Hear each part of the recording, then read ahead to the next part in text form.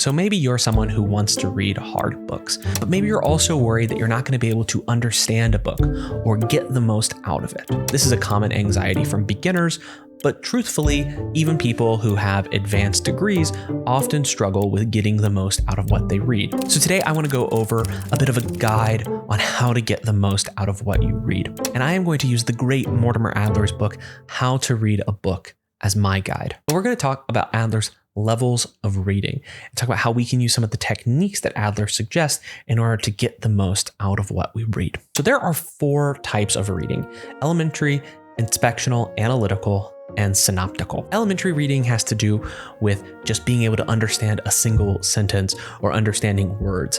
I'm not going to talk about elementary reading all that much. I'm going to assume that all of us are basically literate and can do that kind of reading for ourselves. Inspectional reading is a kind of quick overview of a text that is going to allow us to figure out what a book is about and give us a sense of familiarity with the book that's going to prepare us for a deeper level of reading later. And that deeper level of reading is the analytical read. Most of this video will be us talking about analytical reading, which will come up in just a little bit. And then there's synoptical reading, which comes after analytical reading. I won't talk about that too much in this video, but if you stick around to the end, you will hear me give some tips for that as well. As we talk about the different levels of reading, we're going to use one book as an example. This is Why Orwell Matters by Christopher Hitchens. I've been reading a lot of Orwell lately. I wanted to read a little bit of secondary literature, and since I like what Christopher Hitchens usually writes, I decided that I would read his book on Orwell. So the very first thing that you need to figure out about a book in order to understand it is to figure out what the book is about. And that seems like such an obvious thing, but most of us skip that step. When we want to start reading a book, what we do is we pick it up off the shelf, we open it to page 1, and we just start reading. And that's because we usually content ourselves with a very superficial answer to the question, what is this book about? So if we're looking at Hitchens' book, we might just say that the book is about George Orwell and why he matters. But if we want to go a little bit deeper and answer that question, we need to inspect this book first. There are a couple of things you can do. You can look at the back of the book and read the blurb. You can look at the table of contents and look at the different topics that are going to be addressed. If the book has an index, you could look there to see what kinds of topics come up again and again. Unfortunately, this book does not have an index, but a lot of books of philosophy or criticism or something like that will have an index, and they're very helpful. And then finally, you might want to do a quick read of the introduction. So as I quickly read through the introduction of this book and I look at the table of contents, I get a sense of what this book is about. I've started to think that what Hitchens is going to argue is that Orwell is frequently misunderstood and misinterpreted, and that we need to look at some of his less popular writings in order to better understand that. This is the kind of book that's going to talk about a forgotten or a misinterpreted Orwell, rather than the Orwell you think you know because you read Animal Farm in 1984. Now, just doing that quick inspection of this book has been really helpful. For one, sometimes when you do that, you're going to realize that you're not ready to read this book. I'm someone who's read a fair amount of the nonfiction of Orwell, so I feel like reading this book is good for me right now. But maybe you've never read any of Orwell's essays, and if you notice that Hitchens is going to talk a lot about the essays, you might want to go and read those first. It also might help you to figure out which chapters are going to be most interesting to you. If you have a particular interest in feminism, well, chapter 6 of this book, Orwell and the Feminist, is probably going to be the chapter that most interests you.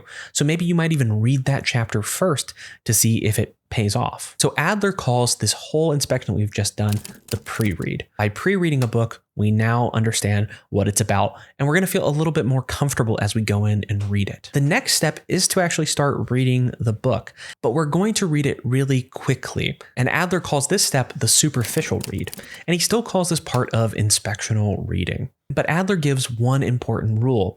You don't stop to ponder or look up anything that you don't understand. That's going to come later when we get to analytical reading. As you do this superficial reading, you're going to want to make some light annotations, so grab a pencil and get started. When we're doing all of this stuff, Adler says that we are trying to achieve understanding or even enlightenment.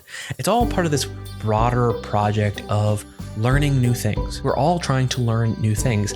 And if that's the kind of thing that interests you, then I want to talk to you about today's sponsor, Skillshare. You've probably heard about Skillshare. It's an online community where you can take courses, learn new skills, and learn how to put them to work. By joining Skillshare, you get access to any and all of the courses in their catalog. Two of the courses that I have really benefited from were Marques Brownlee's course on YouTube, which taught me about lenses and lighting and editing and all of this stuff.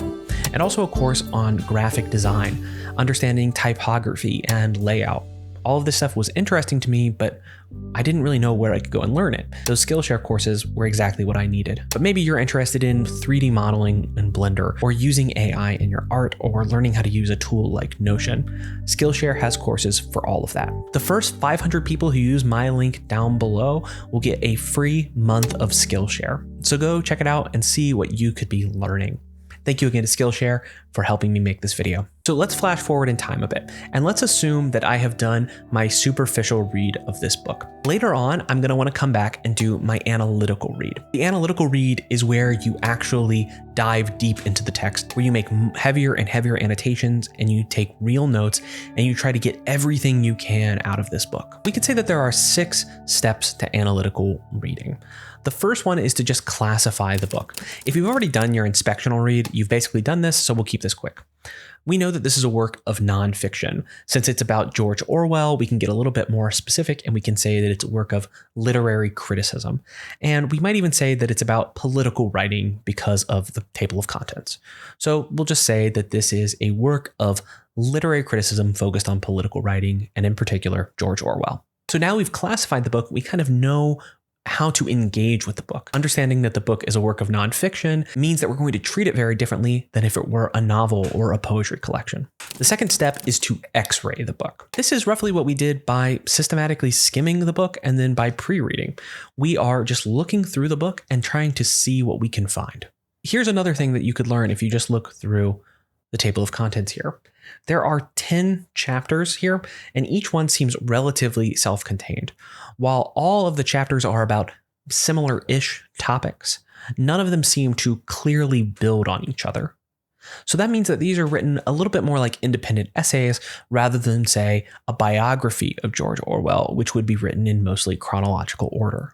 Let me give you a quick other example of a different kind of book so you can see how looking at structure can be very illuminating. I've been working on a project where I read a lot of political philosophy, and one of the things I needed to learn about was Marxism. Well, I could read all of the works of Marx, but I wanted some kind of big history to help me understand the development of Marxism throughout history. And that's why I started reading Leszek Kolakowski's Main Currents of Marxism. This book is thick and dense, and as you can tell, I'm not actually very far. If we look at the structure of this book, what we actually discover is that it's 3 volumes. And that's because Kolakowski actually wrote 3 books, and it later got put into one big book. And those volumes are called The Founders, The Golden Age, and The Breakdown. So you can tell this is a very critical history of Marxism. It's going to start with all of the early philosophical influences that sort of lay a foundation for Marx. It's going to go through the height of Marx's writing and then his early reception. And then it's going to lead to what Kolakowski calls the breakdown. Every volume builds on the previous volume, and every chapter builds on the previous chapter. So this is a very different kind of book than Hitchens's book on Orwell. Hitchens's book on Orwell might let me skip around to just see what I want to read.